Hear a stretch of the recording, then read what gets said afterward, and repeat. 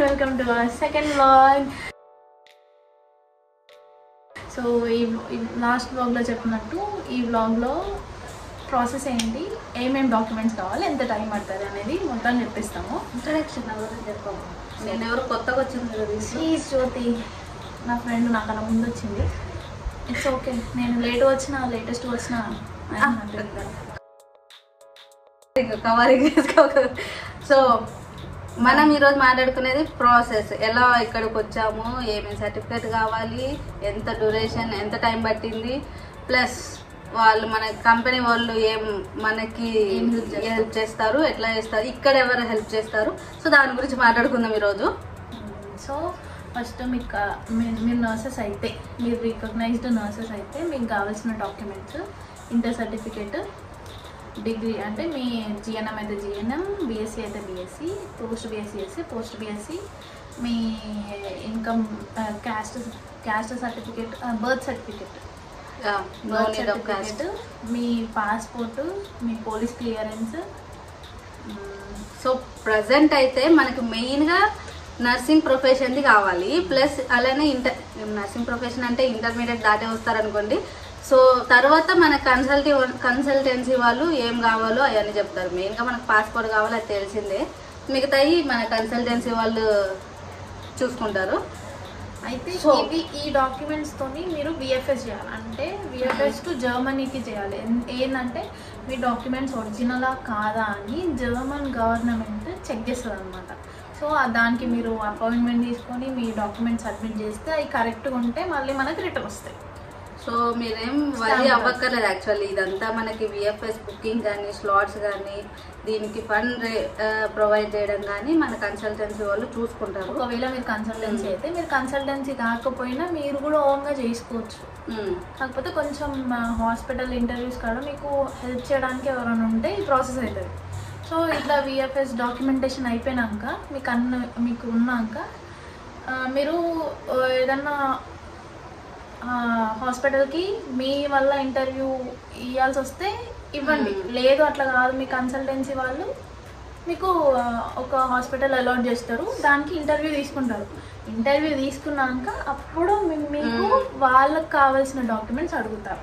So మనకి easy వేయండి, కన్సల్టెన్సీకి వెళ్ళి మొత్తం వాళ్ళు చేసేస్తే మనం చదువుకోవడం వరకే. సో మన కన్సల్టెన్సీలో ఎట్లా ఉంది, వాళ్ళే లాంగ్వేజ్ నేర్పిస్తారు, వాళ్ళే ప్రాసెస్ చూపిస్తారు. సో లాంగ్వేజ్ నేర్చుకునే టైంకి ప్రాసెస్ అయిపోతుంది, కరెక్ట్గా వీసా వచ్చే టైంకి అన్నీ అయిపోతాయి. ఐ మీన్ ఆ ప్రాసెస్ అయిపోయేసరికి మనకి వీసా స్లాట్ బుక్ చేసుకోవచ్చు, తర్వాత ఇక్కడికి రావచ్చు, అయిపోతుంది. సో అట్లా మేము ఒక హాస్పిటల్కి పర్టికులర్గా ఇంటర్వ్యూ ఇచ్చినాం. సో మేమిద్దరం ఇచ్చిన హాస్పిటల్ ఒకటే, అది బై గాడ్ గ్రేస్ మేమిద్దరం సేమ్ హాస్పిటల్ ఒక దాంట్లోనే సెలెక్ట్ అయ్యాం. మా ఫ్రెండ్స్ కూడా ఉన్నారు, కొంచెం లేట్ అవుతుంది కాకపోతే. So maybe next month select అయ్యాక మాకు వాళ్ళు కొన్ని నీడ్స్ ఇచ్చారు. ఒకటి ఇది విఎఫ్ఎస్ మన original nursing documents and B2 certificate.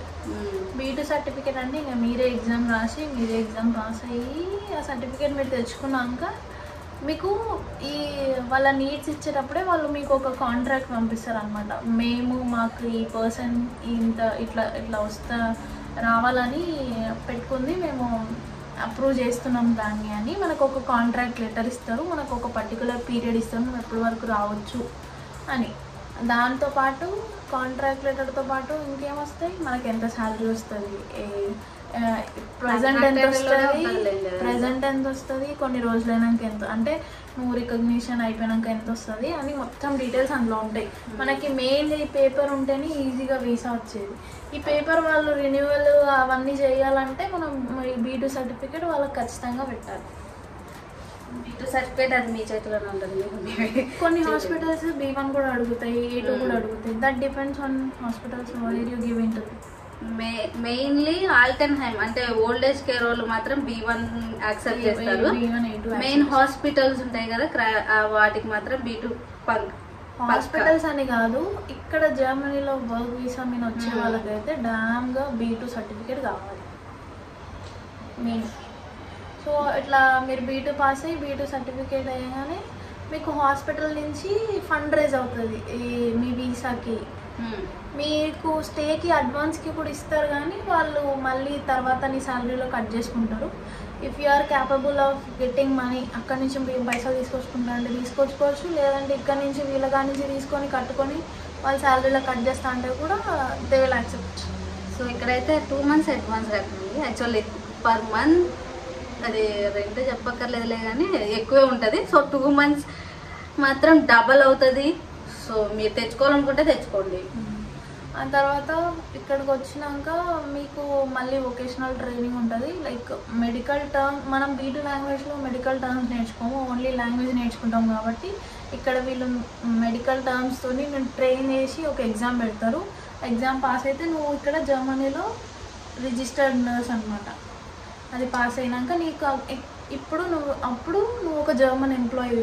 నీకు ఇంకా వీసా ఎక్స్టెన్షన్లో అవన్నీ అవసరం లేదు. నీకు బ్లూ కార్డ్ ఆటోమేటిక్గా వచ్చేస్తుంది. నీకు రెన్యువల్ ఇట్లాంటి ఏం అవసరం లేకుండా సెటిల్ అయిపోతాం జర్మనీ.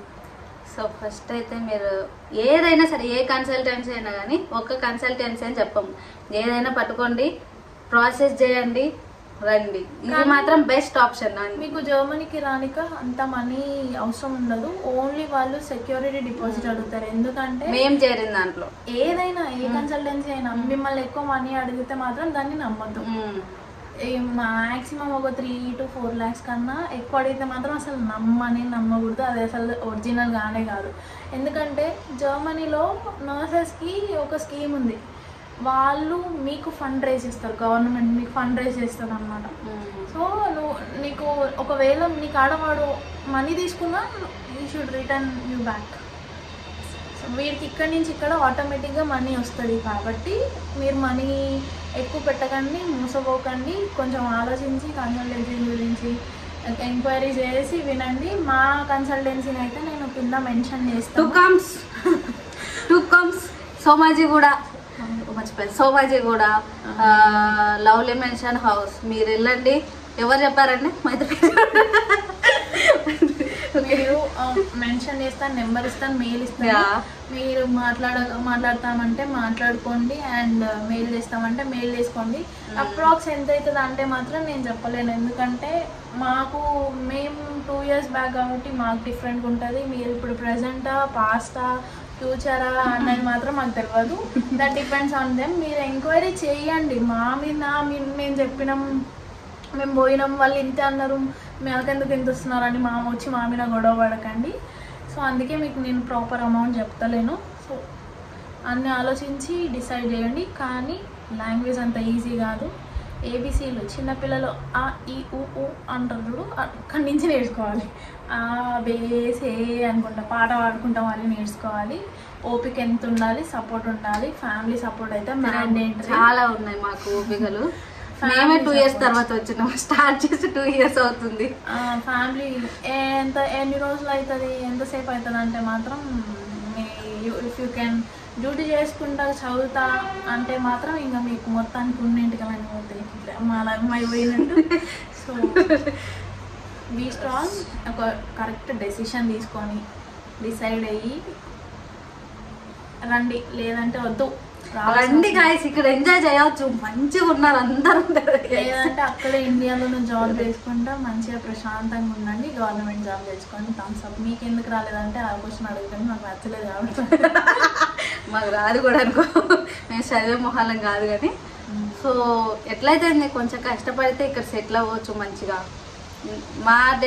మా డెసిషన్ మాకు మంచిగానే అనిపిస్తుంది.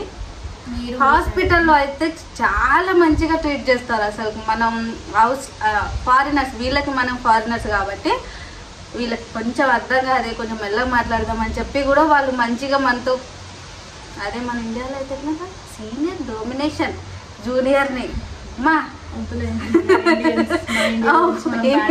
Love India but Indian nursing. కానీ ఇట్స్ ఓకే, మేము దీన్ని కంపేర్ చేసి మాట్లాడతలేము. మీకు మనీ మీరు వచ్చిన రిచ్ అయిపోదామని మాట్లాడుతున్నాను. Please wait for some time. ఖచ్చితంగా మీకు 7 నుంచి 8 months టైం పడుతుంది.